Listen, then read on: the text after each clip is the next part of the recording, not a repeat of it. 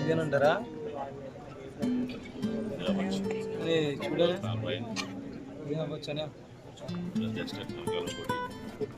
చూడాలి ఇది కదా నేను పెట్టడానికి లేదు.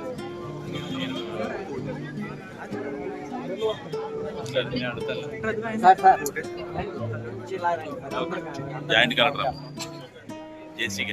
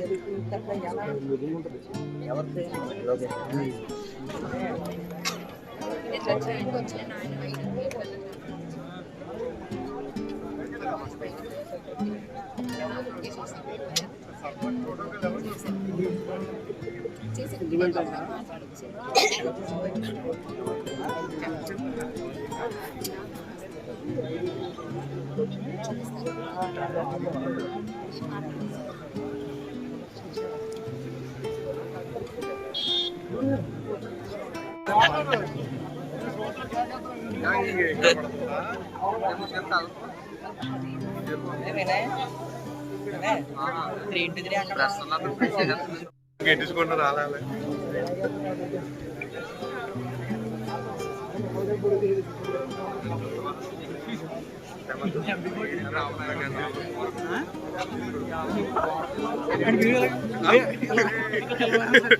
ఈ నేజెంట్ మంచి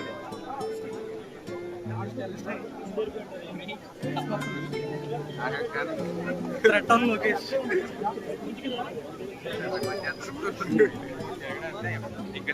చూడు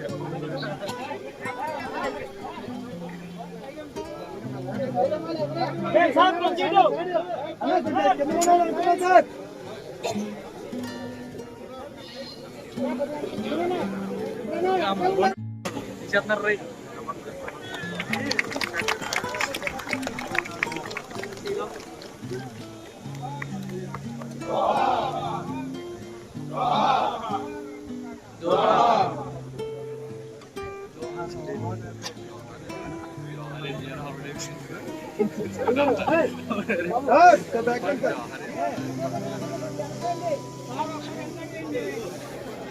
साइड हो जाओ, इनको फोटो पे ले लेने को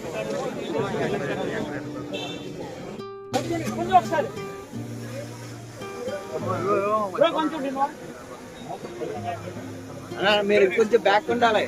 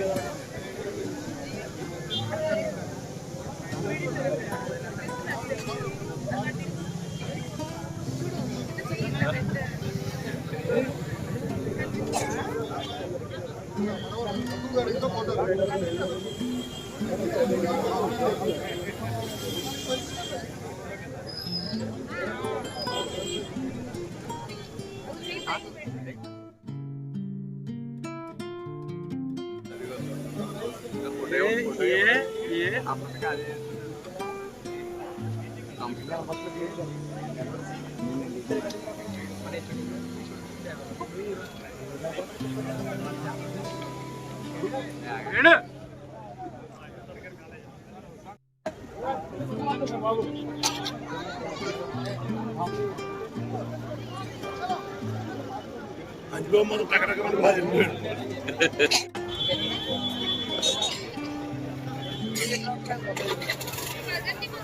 अरे आप फोटो से अब हां इसको बैठा और ले लेता ना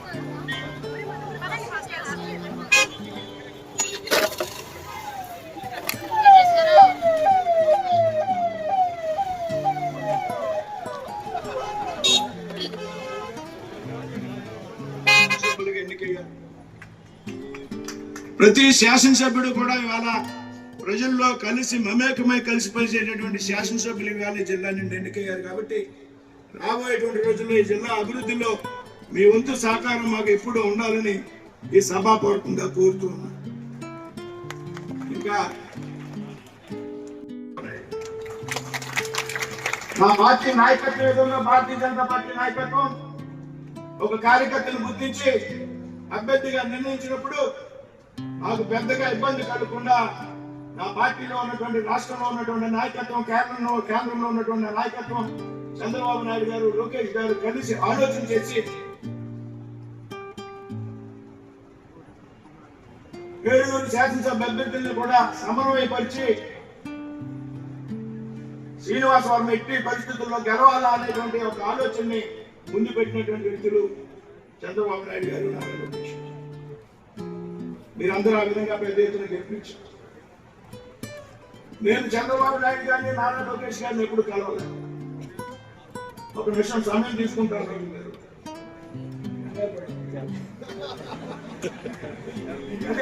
నేను డిఫరెంట్ పార్టీ నుంచి ఉన్నాను. నా అనుభవం మాట్లాడేటువంటి శాసనసభ్యులు నాయకులు కన్నా భారతీయ జనతా పార్టీ పార్లమెంట్ సభ్యుడిగా కూటమికి చెందినటువంటి వ్యక్తిగా నేను కొన్ని విషయాలు మీతో షేర్ చేసుకోవాలి కాబట్టి నేను మాట్లాడాను. ఆ తర్వాత మంత్రిని అయ్యాను. మా పార్టీ భారతీయ జనతా దగ్గర ముఖ్యమంత్రిగా ఉన్నప్పుడు చంద్రబాబు నాయుడు గారిని ఒకటి 2 విషయాల్లో ఈ ప్రాంతం వచ్చినప్పుడు లేకపోతే హైదరాబాద్ లో ఏదో సమస్యల మీద రిప్రజెంటేషన్స్ ఇవ్వడానికి కలిసినటువంటి వ్యక్తి.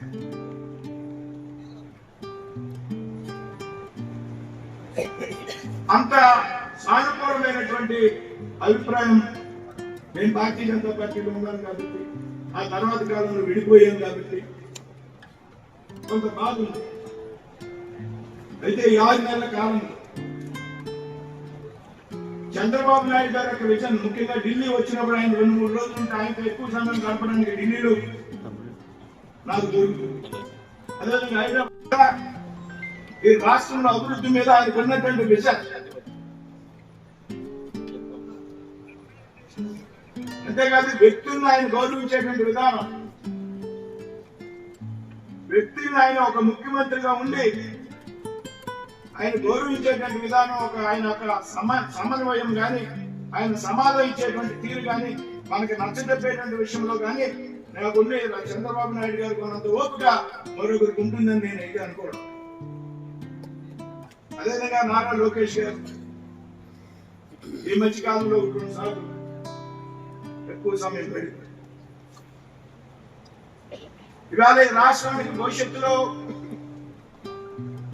దిశా నిర్దేశం కలిగినటువంటి నాయకుడిగా,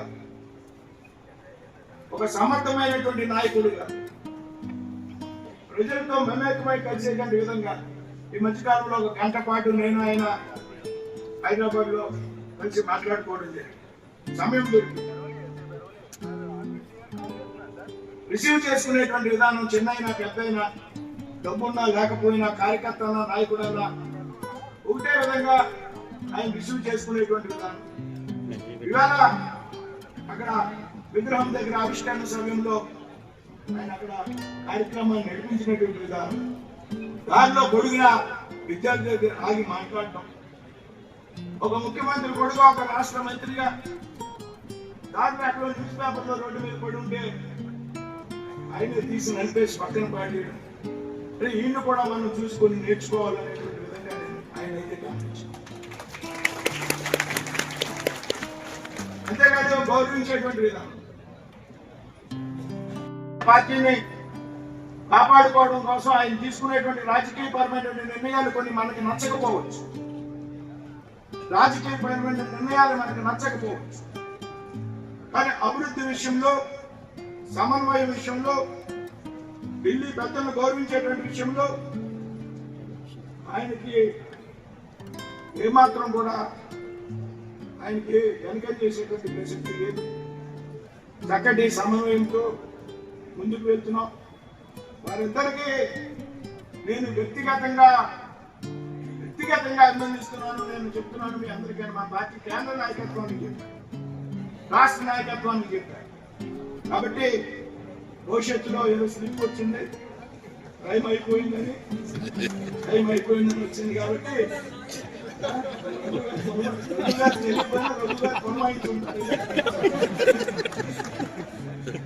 ఏదేమైనా మేము చక్కటి సమన్వయం చేస్తున్నాం. మీ చంద్రబాబు నాయుడు గారు, మీ తండ్రి గారు, మీ యొక్క ఆలోచనతో ఈ జిల్లాలో కూటమికి సంబంధించిన సమన్వయంతో కూడా చక్కగా వెళ్తున్నాం. మరి రాబోయేటువంటి రోజుల్లో ఈ విధంగా మనం కలిసి పనిచేయాలా. కేంద్రం నుంచి పెద్ద ఎత్తున సహకారంగా రాష్ట్రానికి అందుతూ ఉంది. చంద్రబాబు నాయుడు గారు పూర్తిగా సంతృప్తిగా ఉన్నారు. కూటమి చక్కటి సమన్వయంతో పనిచేస్తుంది. ఇదే అనేక సంవత్సరాలు, రాబోయే సంవత్సరంలో మనం పనిచేయాలా. ఈ సమన్వయం కనుక దెబ్బతిన్నట్లయితే మనం కోల్పోయి పదవులు కానీ రాష్ట్రం సర్వనాశనం అయిపోతుంది. ఎవరైతే గతంలో ఉన్నటువంటి సైకో ఉన్నాడో మళ్ళీ వార్డు అధికారంలోకి వచ్చేటువంటి అవకాశం ఉంటుంది. కాబట్టి ఆ సైకో ఈ రాష్ట్రంలో అధికారంలోకి మళ్ళీ రాకూడదంటే ఆ బాధ్యత మనందరి మీద ఉందనేటువంటి విషయాన్ని ఈ సందర్భంగా చెప్తూ మరొకసారి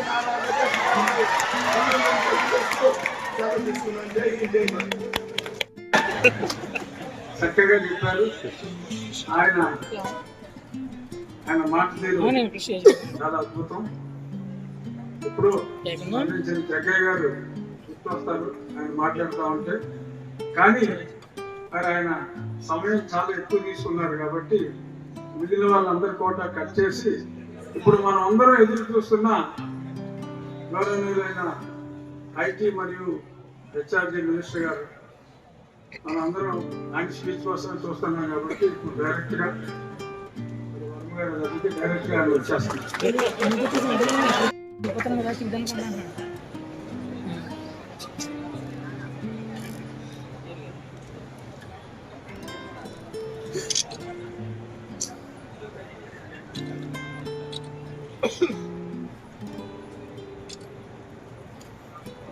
వేదిక పైన ఉన్న వాళ్ళందరినీ పరిచయం చేస్తారు వర్మ గారు. సో నేను పరిచయం చేయాల్సిన అవసరం లేదనుకుంటున్నా. సో అందరూ ఫేమస్, RRR అంత ఫేమస్ కాదు. వేదిక పైన ఉన్న పెద్దలందరికీ పేరు నాకు హృదయపూర్వక నమస్కారాలు. అదేవిధంగా ఈ సమావేశానికి వచ్చేసిన విద్యార్థులందరినీ చూస్తుంటే నాకు కూడా నా కాలేజ్ రోజులు గుర్తొస్తుంది. నేను పాదయాత్రలో కూడా చెప్పాను నాకు కాలేజ్ లైఫ్ ఉండేది అని. ఆనాటి ముఖ్యమంత్రిని ఉద్దేశించి మాట్లాడుతాను. ఉన్న విద్యార్థులందరినీ తెలియజేయాల్సిన అవసరం ఒక విషయం, కాలేజ్ లో మనం చేసుకున్న ఫ్రెండ్షిప్స్ జీవితాంతం మొత్తం ఉంది. 2019 నుంచి 24 వరకు మేము ప్రతిపక్షంలో ఉన్నప్పుడు కానివ్వండి, అనంతరం చంద్రబాబు నాయుడు గారు ఎదురు తర్వాత కానివ్వండి, కుటుంబం అనేక ఇబ్బందులు ఎదుర్కొంటే నాకు అండగా నిలబడింది మా మిత్రులు, స్నేహితులు. అందుకే చదువుతో పాటు, అది చదువు వదిలేదండి, చదువుతో పాటు మిత్రులతో సమయం గడపాలి. మరి ఎదుర్కొన్న కష్టాలు కొన్ని విషయాలు తల్లిదండ్రులు కూడా చెప్పినట్టుంటే అది మన మిత్రులు చెప్పి సమస్యలు అందరం పరిష్కరించుకోవచ్చు. ఉండి నియోజకవర్గం నా గుండెల్లో ఉన్న నియోజకవర్గం.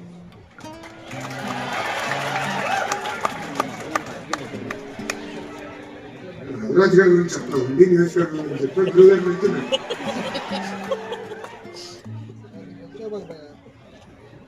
వర్మ గారు రాజకీయాలన్నీ మాట్లాడేశారు. నేను కాలేజీలో రాజకీయాలు మాట్లాడాలనుకోలేదు. కానీ ఒక విషయం చెప్పాల్సింది ఏంటంటే, తెలుగుదేశం పార్టీ ఆవిర్భావం దగ్గర నుంచి పార్టీకి అండగా నిలబడిన నియోజకవర్గం ఉండి నియోజకవర్గం. ఒక మాటలో చెప్పాలంటే కంచుకోటికి మారు పేరు ఉండి నియోజకవర్గం. 108 ఏళ్ల చరిత్ర ఉన్న ఇండి శక్తి హై స్కూల్ ఆ రెనోవేషన్ ని ఓపెన్ చేస్తే నిజంగా నా అదృష్టంగా భావిస్తున్నా. మనసున్న మహారాజు బివిజి రాజు గారు ఈ స్కూల్ ని ప్రారంభించారు. విద్యా వ్యవస్థల కోసం అనేక సంస్కరణలు తీసుకొచ్చారు జరిగింది. ఇప్పుడు మన ఫైర్ బ్రాండ్ RRR గురించి కూడా రెండు మాటలు చెప్పాల్సిన అవసరం లేదు. RRR అంటే ఏంటో తెలుసా? Real responsible rebel. రియల్ అనే విషయం నేనే వ్యక్తిగతంగా ఇద్దరం దాదాపు ఒక దశాబ్దం పాటు కలిసి ప్రయాణం చేశాం. కొన్ని సందర్భాల్లో విభేదించాం, మేము అందరికి తెలిసిన విషయంలో విభేదించాం, కానీ ఇప్పుడు మిత్రులుగానే ఉంటుంది. ఎప్పుడైతే చంద్రబాబు నాయుడు గారిని అరెస్ట్ చేశారో నాకు టాప్ మొదటి 10 మందిలో ఫోన్ చేసిన వ్యక్తి RRR గారు. వేరే పార్టీ అయినా ఫోన్ చేసి జరిగింది కరెక్ట్ కాదు, లేదు మీకు అండగా నిలబడతాం, లీగల్ గా మీకు ఏం హెల్ప్ కావాలని కూడా గైడ్ చేస్తాను. నేను ఆనాడు ఢిల్లీకి వెళ్ళి ఉన్నప్పుడు కూడా ప్రతి క్షణం నాకు ఉండేవారు. కోర్టులో ఏం జరుగుతుంది, ఏం చేస్తే బాగుంటుందని నేను గైడ్ కూడా చేశాను. ఎందుకంటున్నా రియల్ మనసున్న వ్యక్తి RRR గారు. మనందరం చూసాం, రాజద్రోహం కేసు పెట్టి కొట్టినా కూడా ఆయన పట్టించుకోలేదు. నమ్ముకున్న సిద్ధాంతాల కోసం ఆయన ముందుకు మీరందరూ ఆశీర్వదించారు, మంచి మెజారిటీ నేను గెలిపించారు. గెలిచిన తర్వాత ఇప్పుడు ఎమ్మెల్యే అయిపోయాను, రిలాక్స్ అవ్వాలా. ఇమీడియట్ గా కలెక్టర్ గారు చెప్పి ఏకంగా ఉండి డెవలప్మెంట్ ఫండ్ ఏర్పాటు చేశారు. ఆయన స్నేహితులు శ్రేయోభిలాష్ అందరితో మాట్లాడి ఆ ఫండ్ కి నిధులు తీసుకొచ్చి ఉండి అభివృద్ధి కోసం డబ్బులు తెచ్చుకొచ్చి జెడ్పీ హై స్కూల్ అభివృద్ధి కోసం 60 లక్షల రూపాయలు ఖర్చు పెట్టారు. 34 ప్రభుత్వ పాఠశాలలు అంటే 31 ప్రభుత్వ పాఠశాలలో బిల్డింగ్స్ కానీ, క్లాస్ రూమ్స్ కానీ, డెస్క్స్ కానీ, ప్లే గ్రౌండ్ అన్ని కూడా ఏర్పాటు చేశారు RRR గారు. ఇంకా బీసీ వెల్ఫేర్, సోషల్ వెల్ఫేర్ హాస్టల్లో కూడా వాళ్ళకి కావాల్సిన బెడ్స్ కూడా ఆయన ఏర్పాటు చేశారు. పోలీస్ స్టేషన్ కూడా వదిలిపెట్టలేదు. పోలీస్ స్టేషన్ అభివృద్ధి చేశారు. ఏ పోలీసులు అయితే ఆయన పెట్టారో వాళ్ళ కోసం సొంత నిధులతో వాహనాలు వెలిచి ఇచ్చిన వ్యక్తి RRR గారు. డ్రైన్స్ క్లీనింగ్ కానివ్వండి, పంట కాలువల క్లీనింగ్ కానివ్వండి, సొంత నిధులతో కూడా ఖర్చు పెట్టి అభివృద్ధి చేశారు. సురక్షితమైన తాగునీరు కోసం 34 వాటర్ బెడ్ ఫిల్టర్స్ కూడా ఆయన రిపేర్లు చేయించారు. ఇంకా ఉండి టు జొల్లపాలెం లింక్ రోడ్ అభివృద్ధి చేసే కార్యక్రమం మొదలుపెట్టారు. దానికి రతన్ టాటా గారి పేరు కూడా ఏర్పాటు చేసిన వ్యక్తి మన RRR గారు. డయాలసిస్ సెంటర్ కూడా తొందరలోనే ప్రారంభించబోతున్నారు. ఇట్లా చెప్పుకుంటా పోతే చాలా లిస్ట్ ఉంది. కానీ ఇది మీ అందరికి నేను ఎందుకు చెప్తున్నాను, ఆర్థిక ఇబ్బందుల్లో ఉంది. ప్రతి నెల 4,000 కోట్ల రూపాయలు డెఫిసిట్ బడ్జెట్ నడుస్తుంది. శాసనసభ్యులుగా మీ అందరం కంప్లైంట్ చేస్తారు, డబ్బులు ఎట్లా చేయాలి. కానీ రఘురాజు గారు క్రైసిస్ ఇస్ అన్ ఆపర్చునిటీగా నిధులు సమకూర్చి ప్రజల కోసం ఖర్చు పెడుతున్నారు. అట్లా ఇక్కడున్న మీరందరూ కూడా you are the future of our state. మీరందరూ కూడా క్రైసిస్ ఒక ఆపర్చునిటీగా తీసుకో. మీ సత్తా ఏంటో మీ కుటుంబ సభ్యులకి, మిత్రులకే కాదు, మీరు రాబోయే రోజుల్లో పనిచేసే కంపెనీలో చూపించాల్సిన బాధ్యత మీ అందరిపై.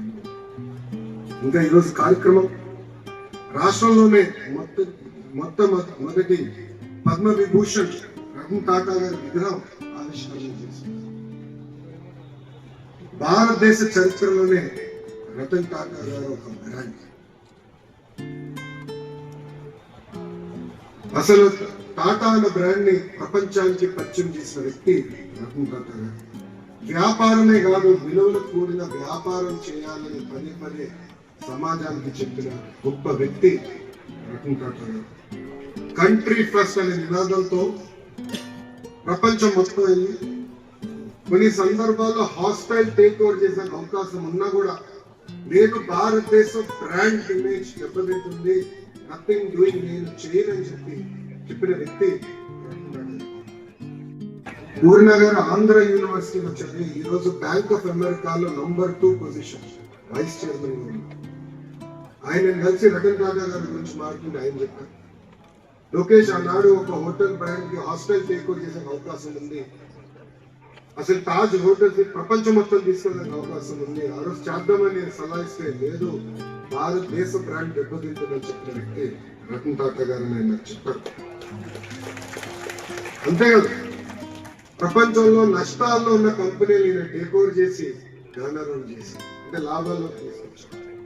టాటా గ్రూప్ ని సాల్ట్ నుంచి సాఫ్ట్వేర్ తీసుకెళ్ళడానికి చాలా ప్రపంచానికి చెప్పిన వ్యక్తి రతన్ టాటా గారు.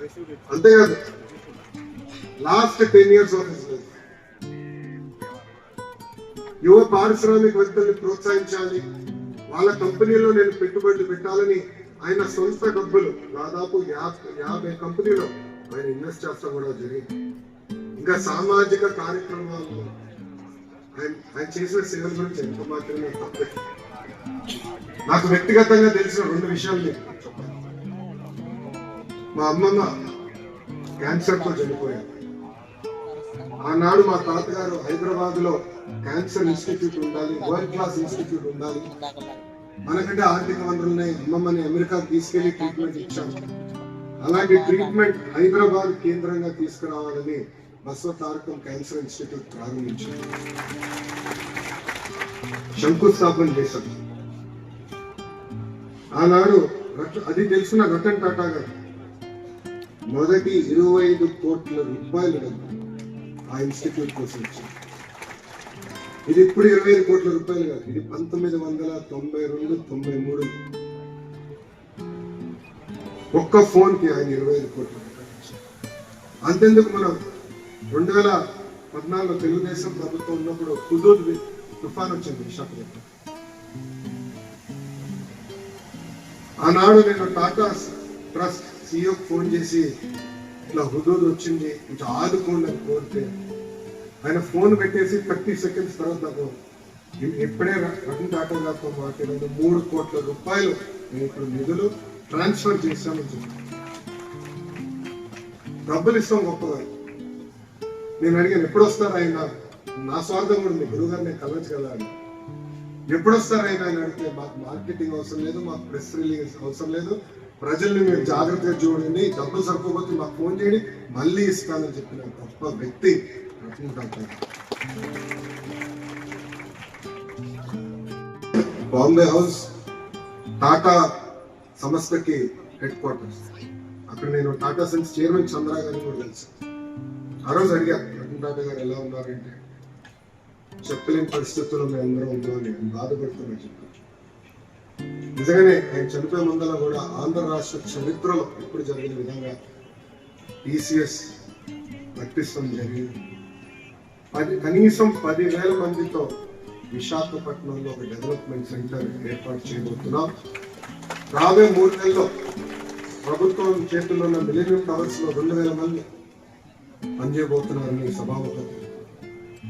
రతన్ టాటా గారు చనిపోయారు తెలిసిన వెంటనే ఆ రోజు మా క్యాబినెట్ మీటింగ్ ఉంటే క్యాబినెట్ మీటింగ్ క్యాన్సిల్ చేసి గౌరవ ముఖ్యమంత్రి గారు నేను కలిసి అక్కడికి వెళ్ళాను. ఆయన గుర్తుగా మన ప్రభుత్వం రతన్ టాటా ఇన్నోవేషన్ హబ్ అమరావతిలో ఏర్పాటు చేసి వరల్డ్ క్లాస్ ఇన్నోవేటర్స్ అందరినీ అక్కడికి తీసుకొస్తుంతో పాటు మన లోకల్ ఆంటర్‌ప్రెన్యూర్స్ ని ప్రోత్సహించి వాళ్ళకి మెరుగైన నెట్వర్కింగ్ ఆపర్చునిటీస్ ఇవ్వాలనే లక్ష్యంతో మేము త్వరలో ప్రారంభించబోతున్నామని ఈ సభాముఖంగా మీ అందరికీ చెప్తున్నాను. ఇక్కడ ఫస్ట్ ఇయర్ స్టూడెంట్స్ ఉన్నారు, సెకండ్ ఇయర్ స్టూడెంట్స్ ఉన్నారు, సీనియర్స్ అంటే 4th ఇయర్ స్టూడెంట్స్ ఉన్నారు. ఎగ్జామ్స్ అయిపోతే మీరు మీ దారి వెళ్ళిపోతారు. కానీ మీకు చదువు చెప్పిన ఉపాధ్యాయులు కానీ లేక మీరు ఏ కాలేజ్లో చదువుతున్నారు, ఏ స్కూల్లో చదువుతున్నారు దయచేసి మర్చిపోతారు. మీ వంతు సేవ చేయండి, మాతృభూమి మన రాష్ట్రానికి సేవ చేయండి. మీ కంపెనీలో అడ్వకేసీ చేసి మీ కంపెనీ ఆఫీస్ ని ఆంధ్ర రాష్ట్రంలో పెట్టించే బాధ్యత మీరందరూ తీసుకోవాలని ఈ సభాముఖంగా కోరుకుంటున్నాను. ఇంకా విద్యా వ్యవస్థ గురించి మీ అందరూ తెలుసు, చాలా కఠినమైన శాఖ. నాకు కఠినమైన శాఖలు బాగా ఇష్టం. నా జీవితంలో కూడా రోడ్ లెస్ ట్రావెల్ ఎతికి నేను ఆ రోడ్ పైన మంగళగిరి నియోజకవర్గం తెలుగుదేశం పార్టీ 1980 తర్వాత గెలవలేదు. అంటే 40 సంవత్సరాలు గెలవని నియోజకవర్గంలో నేను పోటీ చేశా. 2019లో ఓడిపోయాను. 5300 ఓట్లతో ఓడిపోయాను. బాధ ఉంది, ఒకరోజు బాధ కలిగింది. అరే ఇంకా కష్టపడి ఉంటే బాగుండేది, కనీసం 2 నెలల ముందర వచ్చింటే ప్రజల్ని కన్విన్స్ చేసి ఉండేవాడిని కదా అని అనిపించింది. కానీ 5 సంవత్సరాలు నేను వదిలిపెట్టలేదు, కష్టపడ్డాను. ఎక్కడైతే ఓడిపోయానో అక్కడనే గెలవాల లక్ష్యంతో పనిచేశాను. ప్రజల ఆశీస్సులతో 91,000 మెజారిటీతో గెలిచి శాసనసభ్యులుగా ఇది మీ అందరికి ఎందుకు చెప్తున్నానంటే దేవుడు ఒక్కొక్కరికి ఒక రకమైన పరీక్ష పెడతాడు. ఆ పరీక్షని కూడా జయించే శక్తి దేవుడు మనకి ఇస్తాడు. మన జీవిత ప్రయాణంలో అనేక ఇబ్బందులు మనందరం ఎదుర్కోబోతున్నాం, మనందరం. కానీ ఆ సమస్యల్ని జయించే శక్తి కూడా మనకి ఇస్తాడు. ఒక సంకల్పంతో ఎప్పుడైతే మనందరం కలిసి పనిచేస్తామో అది మనం సాధించాలి. సో నమ్ముకునే సిద్ధాంతాలకి కట్టుబడి ఉండాలి. మన కష్టకాలంలో మనకి అండగా నిలబడిన వాళ్ళు, మనతో నిలబడిన వాళ్ళు మన జీవితాంతం గుర్తుపెట్టుకుని మన జీవిత ప్రయాణం చేయాలని ఈ సభాముఖంగా ఇక్కడ ఉన్న యువకులందరినీ నేను కోరుతున్నాను. ఇంకా విద్యాశాఖకు వచ్చే అనేక సంస్కరణలు తీసుకొస్తున్నాం. కేజీ నుంచి పీజీ వరకు కరికులం మొత్తం రీవ్యాంప్ చేయాలని ఒక నిర్ణయం తీసుకున్నాం. ఈ సంస్థ యజమానితో కూడా ఒకసారి కలుస్తాం జరిగింది. కొత్త యాప్షి చైర్మన్ కూడా వచ్చారు. కరికులం మొత్తం ఎట్లా రీవ్యాంప్ చేసి ఇండస్ట్రీకి దగ్గర ఎట్లా తీసుకురా లక్ష్యంతో మన ప్రభుత్వం పనిచేస్తుంది. అంతేకాకుండా రాజకీయాల్ని విద్యా వ్యవస్థకు దూరం పెట్టాలని లక్ష్యంగా మేము పనిచేస్తాం. అందుకే మీరు చూస్తే ఏ కార్యక్రమం అయినా కూడా, విద్యాశాఖ సంబంధించిన ఏ కార్యక్రమం అయినా కూడా ప్రజాప్రతినిధులు ఫోటోలు లేవు, పార్టీలు రంగు లేదు, మాకు ఆ పిచ్చి లేదు. మీరు బాగా చదువుకోవాలి, మీకు మంచి ఉద్యోగాలు కల్పించాలని లక్ష్యంతో అందరం పనిచేస్తాం. అంతేకాకుండా పెద్దల పేరుతో అనేక సంక్షేమ కార్యక్రమాలు. డాక్టర్ సర్వేపల్లి రాధాకృష్ణ గారి పేరుతో స్కూల్ కిడ్స్ అందజేస్తారు. డాక్టర్ సీతమ్మ గారి పేరుతో ఈ రోజు మధ్యాహ్న భోజనం పథకం అందజేస్తారు. మీరు ఇక్కడ కూడా చూస్తే వేదిక పైన ఉన్న ఫ్లెక్సీలో కూడా ఎక్కడ రాజకీయ నాయకుల ఫోటోలు లేవు. ఆ లక్ష్యంతోనే మన ప్రభుత్వం పనిచేస్తుందని ఈ సభాముగా తెలుపుకుంటూ, ఈరోజు చివరిగా నేను పాదయాత్ర చేసినప్పుడు మహిళల్ని కలిసాను. వాళ్ళు ఒక్కటే అనేవారు, మాకు భద్రతగా అనిపించలేదు, మాకు మీరు భద్రత కల్పించారు. ఆనాడు కూడా అనేక మీటింగ్లో చెప్పారు, చట్టాలే కాదు సమాజంలో మార్పు రావాలి. అనేక మీటింగ్లో కూడా నేను చెప్పాను. కొంతమంది కొన్ని పదాలు వాడతారు, చీర కట్టుకునేవా, గాజులు తోడుకునేవా అని మగవాళ్ళు వైపు చూసి మాట్లాడతారు. ఇంట్లో అమ్మాయిలాగా ఏడొద్దని అబ్బాయి మగవాళ్ళు చెప్తారు. అది సరికాదు. ఆ మార్పు తీసుకొచ్చేదానికి కేజీ నుంచి పీజీ వరకు ఆడ మగ సమానం అనేది అవేర్నెస్ నేర్పిస్తాం. ఇక ఉదాహరణ ఇస్తాం. మాకు స్కూల్ టెక్స్ట్ బుక్స్ మేము తయారు చేస్తాం. So commissioner school education Vijayaramaraju గారు నేను అడిగాను, సరే ఇంటి పనుల ఫోటోలు ఉంటాయి కదా, ఎంత శాతం ఆడవాళ్ళ ఫోటోలు ఉంది, ఎంత శాతం మగవాళ్ళ ఫోటోలు ఉంది, కొంచెం కనుక్కుని నాకు చెప్పండి. కనుక్కోవాల్సిన అవసరం లేదు సార్, 100% ఆడవాళ్ళ ఫోటోలు ఉంది. నేను next year text books minimum 50% చేయాలి. ఎందుకంటే నేను అమెరికాలో చదువుతున్నాను. బ్రహ్మణికి నాకు పెళ్ళైన తర్వాత నేను అమెరికాకి వెళ్ళాను. ఇద్దరం కలిసికట్టుగా చదువుతున్నాను. అక్కడ ఇంటి పనులు సమానంగా చేసాను. ఒకసారి ఆమ్ లాండ్రీ చేస్తే 2సార్లు పెయింట్ చేశాను. సో టెక్స్ట్ బుక్స్ లో కూడా ఫోటోల దగ్గర నుంచి ప్రతి విషయంలో కూడా ఎడమగా సమానం అనే లక్ష్యంతో మన ప్రభుత్వం పనిచేస్తుందని ఈ సభాముఖంగా మీ అందరికీ తెలుపుకుంటూ, మగవాళ్ళు తప్పని కొట్టలేదు.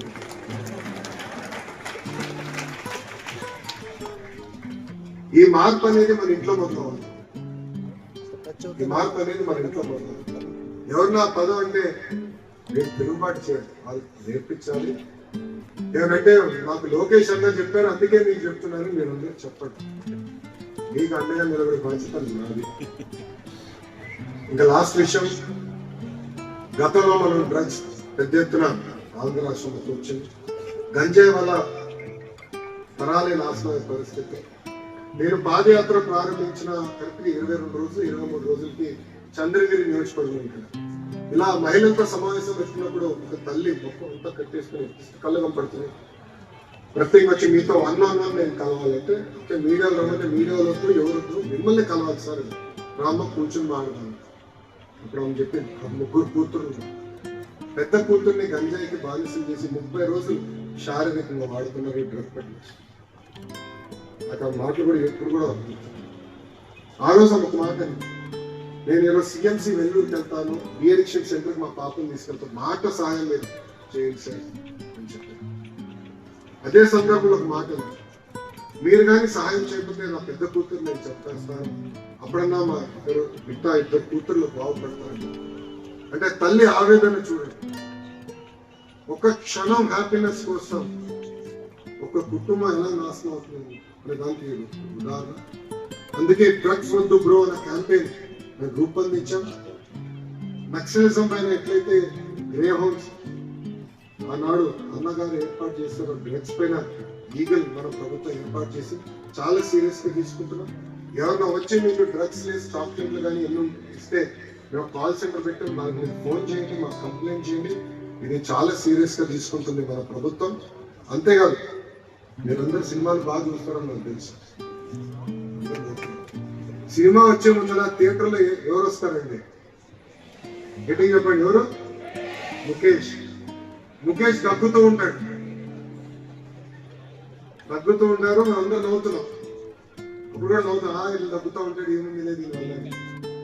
సిగరెట్ వల్ల ముఖేష్ జీవితం నాశనం అవుతుంది, కానీ డ్రగ్స్ వల్ల మన కుటుంబం మొత్తం నాశనం అవుతుంది, మన జీవితం ముఖేష్ అని కాదు. అందుకే డ్రగ్స్ వద్దు బ్రో, డోంట్ బి ముఖేష్ అని ఈ సభలో ఇక్కడ ఉన్న యువకులందరికీ నేను తెలుపుకుంటూ ఆకింత ఇంకా రఘురాజు గారు ఏం చేసినా స్టైలే వేరు, ఆయన రూపే వేరు. మేము అసెంబ్లీ సెషన్స్ అప్పుడు అసెంబ్లీ సెషన్ అనుకుంటాం, అసెంబ్లీ సెషన్స్ లో అప్పుడే డిప్యూటీ స్పీకర్ గారు పక్కన కూర్చొని మేము మాట్లాడుకుంటాం. అప్పుడు చూపిస్తున్నాడు రతన్ టాటా గారు విగ్రహం తయారు చేస్తున్నా, కరెక్ట్ గా వచ్చిందా, బుగ్గలు చిన్నగా ఉన్నాయా, జుట్టు కరెక్ట్ గా ఉందా అనే నా దగ్గర తెలుసు. జనరల్ గా ఎవరన్నా పార్టీ అధిష్టానం మెప్పు పొందాలనుకుంటే ఆ రాజకీయ నాయకులు విగ్రహాలు పెడతారు. కానీ సమాజానికి మొత్తం భారతదేశంలో సమాజానికి సేవ చేసిన అహర్నిశలు భారతదేశం గురించి ఆలోచించిన వ్యక్తి రతన్ టాటా గారి విగ్రహం పెడతాం. నిజమే చాలా చాలా సంతోషం. నాకున్న అవగాహన మేరకు ఆంధ్ర రాష్ట్రంలోనే తొలి విగ్రహం అది. ఆ విగ్రహాన్ని ఆవిష్కరణ కోసం నేను పిలిచినందుకు హృదయపూర్వకంగా రఘురాజ్ గారికి నా ధన్యవాదాలు తెలుపుకుంటూ నాకు ఇంత అద్భుతమైన అవకాశం ఇచ్చిన మీ కాలేజ్ యజమాని కూడా పేరున నమస్కారాలు తెలుపుకుంటూ మీ అందరి దగ్గర సెలవు తీసుకుంటున్నాం. అందరికి నమస్కారం. జై హింద్. గట్టిగా చెప్పాలి, జై హింద్. Thank you.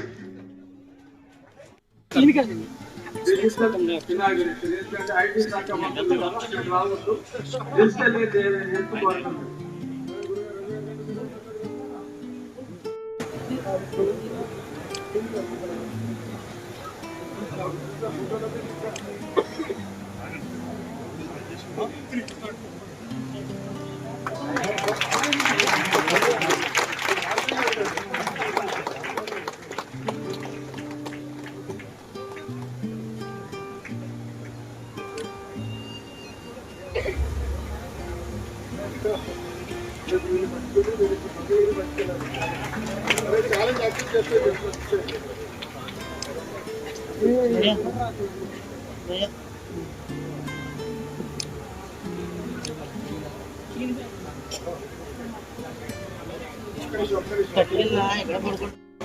పోరాటమే తప్పనిసరిగా ఛాలెంజ్ గా తీసుకుని 2 నియోజకవర్గాలు అభివృద్ధి చేద్దామని చెప్పడం జరిగింది.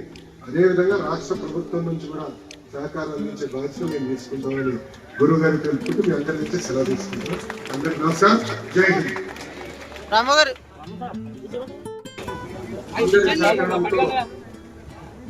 అక్కడ ఆవిష్కరణ, ఇక్కడ ఈ సభ కూడా చక్కగా సాగింది.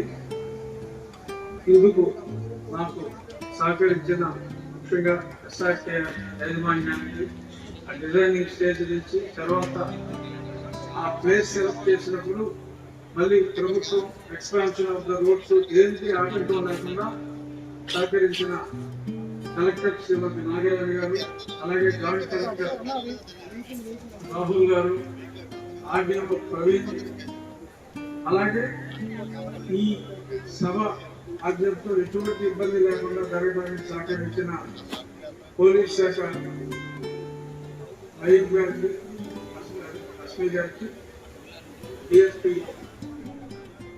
ఈ సూర్య, ఇతర పోలీస్ అధికారులు అందరికీ కూడా, ముఖ్యంగా ఈ సభకి విచ్చేసిన వేదికను అలంకరించిన పెద్దలందరికీ కూడా అందరి రాకతో చాలా బాగా ఆ మానవతా మూర్తికి నివాళి అర్పించడానికి వచ్చిన మీ అందరికీ మరొకసారి నమస్కారాలు తెలియజేస్తున్నాను. ఒకసారి వచ్చి ఆ రతన్ టాటా గారి విగ్రహాన్ని చూసి వెళ్ళమని చెప్పి మీ ద్వారా మీ బంధువులందరికీ చెప్పాలని మనస్ఫూర్తిగా కోరుకుంటూ, జోహార్ రతన్ టాటాజీ. ఇక్కడ రాజకీయాలు మాట్లాడొద్దన్నారు కాబట్టి మా యువ నాయకుడు గారు స్వచ్ఛత ఆయన పేరు లేదని నేను జిల్లాబాద్ అన్ని చెప్పండి.